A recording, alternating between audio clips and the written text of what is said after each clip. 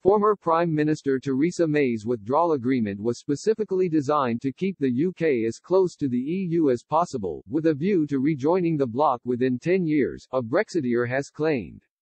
Banking consultant Bob Lydon believes the failure to address ongoing financial commitments contained within the deal negotiated by Mrs. May's team, which he says have still not been resolved, offers clear evidence that she never wanted to deliver Brexit in the first place.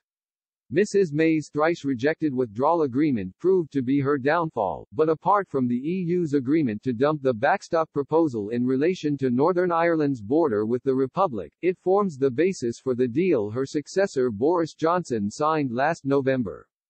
Mr. Lydon, founder of Lydon Consultants, believes Mr. Johnson needs to tear up the withdrawal agreement before the end of the year, or face the risk of serious financial consequences further down the line as a result of ongoing entanglements with the European Investment Bank (EIB). He told Express, "What is written in the withdrawal agreement now is part of Theresa May and Ollie Robin's plan, which was not to detach ourselves definitively from the EU, so that we would just run alongside, not really having withdrawn at all, and in 5 or 10 years there would another referendum and we will join again." The withdrawal agreement bears the hallmark of a negotiating team that was aiming at the maximum possible alignment between the UK and the EU, consistent with being able to claim that Brexit had been done, but leaving the UK without genuine independence and still operating on EU guidelines and legal oversight. The residual liabilities are one aspect of this. Where the transaction underlying the liability has no end date, the liability will only expire if the investment is brought to an end.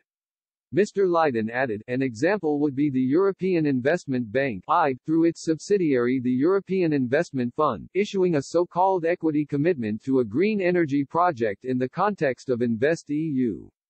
The commitment would be similar to the UK's subscribed but not called capital in the EIB itself. At a time of the project's choosing, the project can call up the European Investment Fund subscription.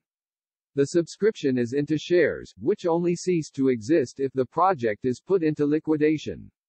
The owner may be entitled to sell the shares, but the projects are normally unlisted, so the shares are illiquid. The subscription agreement that the European Investment Fund has signed may also restrict its right to sell the shares.